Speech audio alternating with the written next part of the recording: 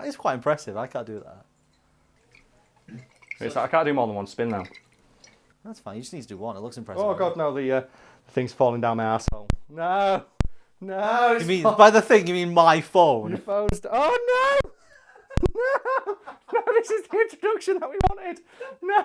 Oh God! All that fancy spinning, and we're putting this in. It's falling out my arse. I'll go put some jeans on. There's your introduction, Brad. Oh no! The phone's falling down my arse. Let's not mince words here. Master Shredder is fucking awesome.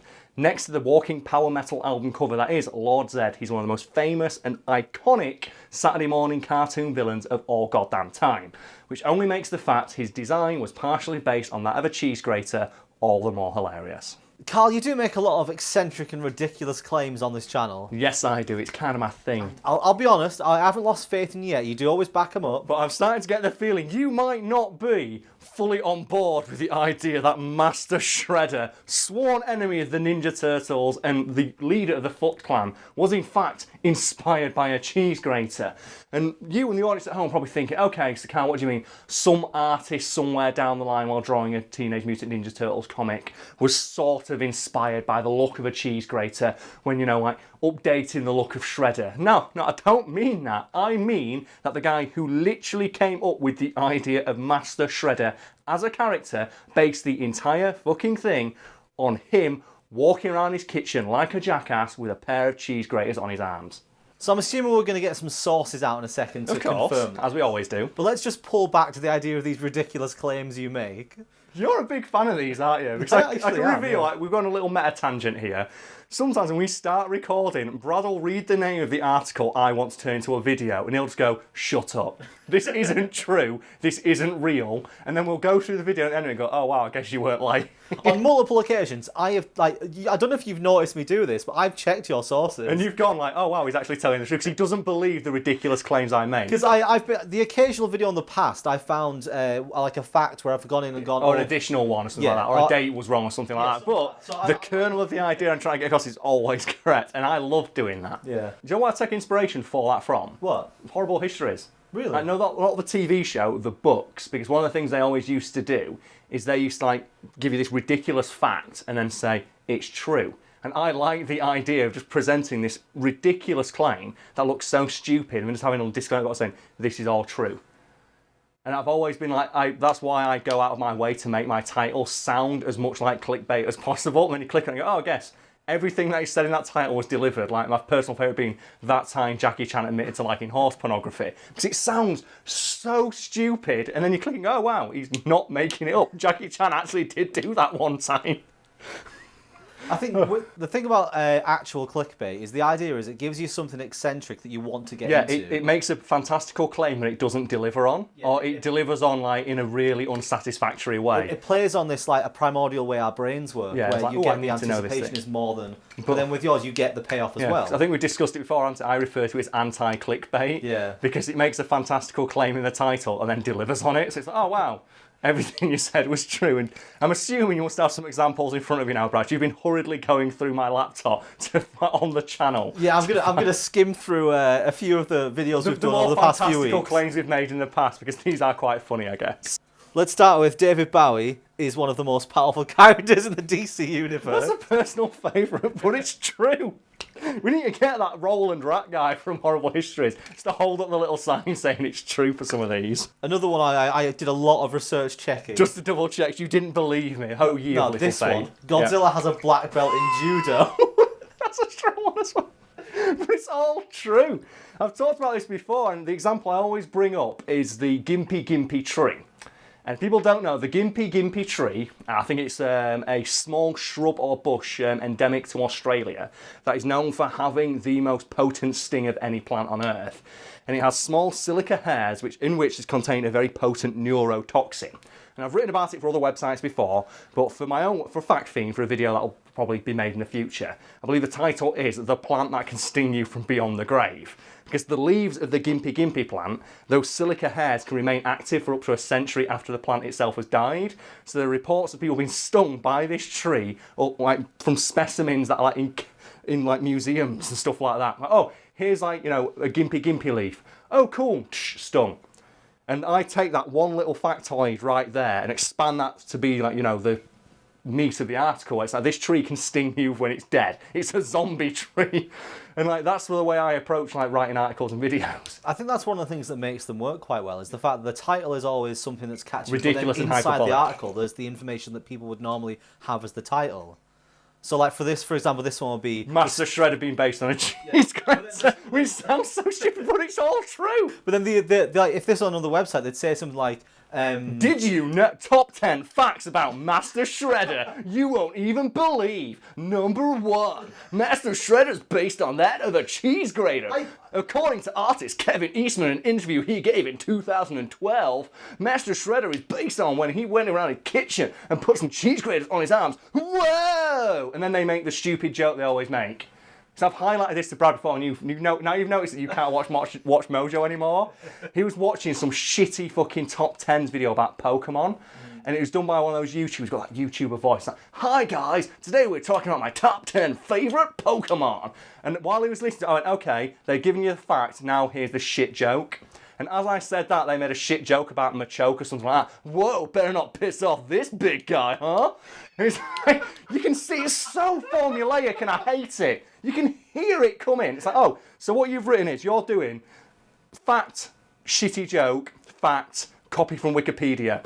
That's what you're doing, basically. Oh, I'm going to write about Pokemon. I'm just going to go onto Bulbapedia and copy-paste its entry on the Pokedex entry and then try and waffle about it for 3 minutes straight. Now, fuck you. Do some goddamn research. It's not hard. We've done it 200 times already and it's still fun. I still enjoy talking about this shit. Somewhere in that mass was, I believe, the fact for this video. Yes, the actual fact we were going to discuss. We can talk about it again because people love it when I repeat myself on these videos. Master Shredder being based on a cheese grater, Kevin Eastman, the artist who designed and came up with the idea of Shredder, told someone in an interview, like, yeah, the idea of Shredder came when I was doing, like, you know, my pots one evening, or the dishes, I think the Americans would call it, and he put his arm inadvertently through a rectangular cheese grater, like so. Oh, we've even got props today in this episode. So you put much more than props, the pricks. I don't think I can fit my arm through this. I've got the Pringles tube problem going here. I had my hand in it earlier. Too big to get through the cheese grater. Or as like, you know, Mitch Hebo would call it, the sponge decimator. But like basically, oh fuck's oh my, Master Shredder! I didn't see you come in. Brad's tiny man hands could fit through this minecart, right? Tiny man. So basically, Kevin Eastman was doing his dishes and put his hand through a cheese grater like this and then started dicking around in his kitchen. And he looked at himself and he got another one and put that on his hand. We haven't got a second one, unfortunately, because there's only so much grated cheese one man needs. And he put 2 cheese graters on his hand and started going, yeah, and like doing sick catters around his like kitchen. And he thought to himself, this would be a really good villain. And I'm looking at myself right now and I'm thinking, I don't think I'd be a very good villain. I don't think if the Power Rangers came down and they said, oh, who's this week's villain? Like, you know, Zordon. And I come up and I'm like, yeah, I am cheese grater. I'm like a burnt face man villain. I'm that shit. I should be I'm on the level of Stiltman right now, aren't I? You have done something quite villainous, though. What's that? You've covered your green tattoo with a reflective material. Yeah! So it's still going to fuck the green screen up. But yeah, this is like, so he walked around doing like punches and kicks and, oh man, this is like a really kick-ass villain. I'm going to take this off now, that really hurts. That's like a Pringles tube. Do you know when everyone says you remember where you were when, like, you know, a famous person died? Like, everyone remembers where they were when Michael Jackson died. Everyone remembers where they were when, like, Princess Diana died.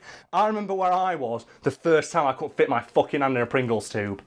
God, man, 2010 or some shit like that. And I went to get some Pringles. Oh man, so like some sweet cheese and onion. Fucking there. Oh yeah, no, cream cheese and onion Pringles. I only get them at Christmas. Yeah, went to put my hand in, couldn't do it. My little sister walks up, puts her entire fucking arm and gets them right from the bottom and walks off with the entire tube. I'm like, my tiny man hand can still fit in Pringles tubes. You jealous? No. Ladies, Brad's single if you're interested. He can fit his man hands all the way into a Pringles tube. Thing is though, now the ladies know, that's why we call him old Pringles tube Brad. You could have kept the mystery alive, but now they know.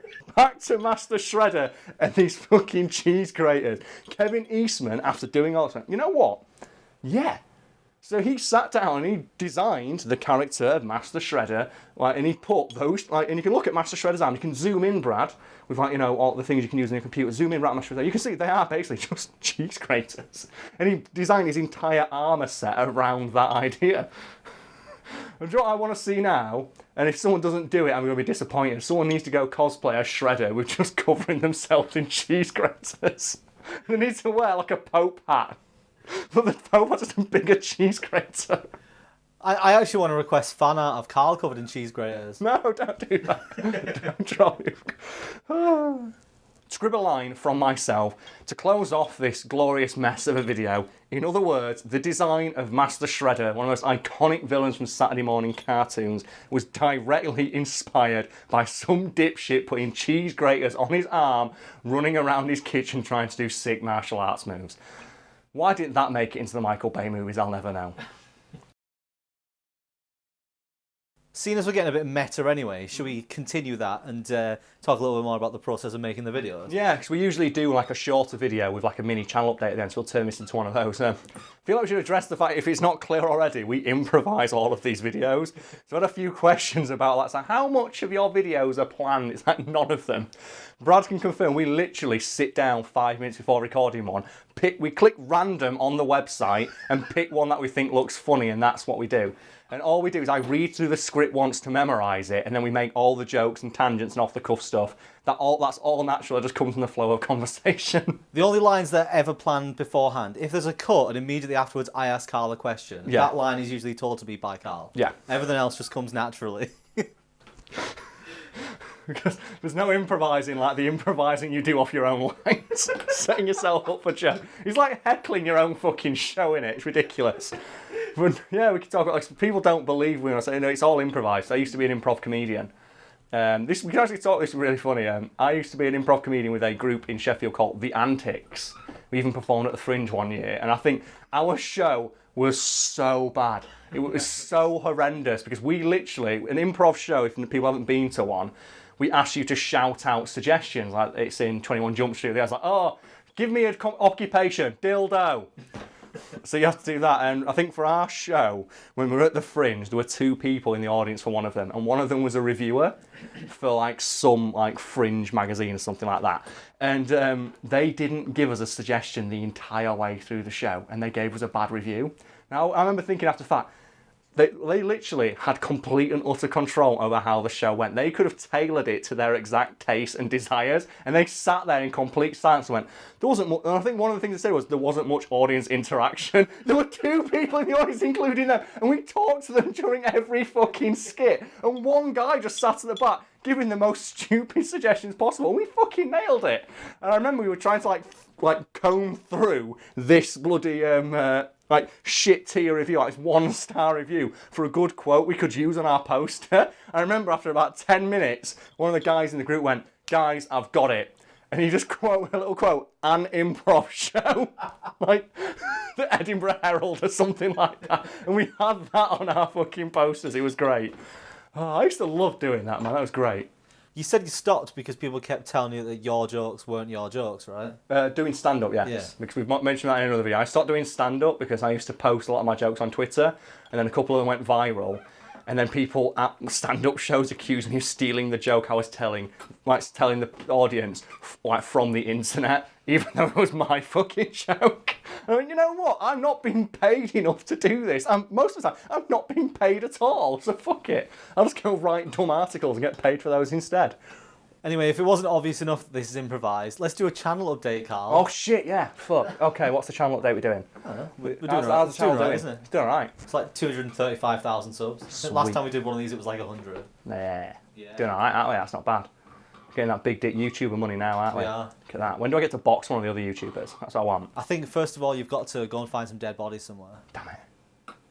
Okay, so first step, find a dead body. Next step, I get to box somebody. Well, I'm sure there's a step before dead body where you have to become a huge arsehole. Oh, right, yeah. Well, I'm already halfway there. I'm an arsehole, I'm not huge yet. So that's the YouTuber path. I keep adding new steps. We've talked about the YouTuber path before, haven't we? First you get big, then you become a racist. And then we and you have the squabble, don't we? Oh yeah, and then we make separate channels. And then like one of our channels like really fails, and like it'd probably be me, and I just get slowly drunker in videos I'm trying to grasp at the form of fame I once had. And I become washed up and start working in a supermarket. And I'll become the super famous one. You'll get really pissed off when I start like shilling out and get a Patreon set up and dye my hair and switch it up. You're like, damn it, Brad's doing everything that we said we hated. He's sold out. He's sold out. He's gone against his Nindo. So he's gone against the fact Fiend Nindo that I hate him. Yeah. And then I put on cheese graters. Don't come and fight me.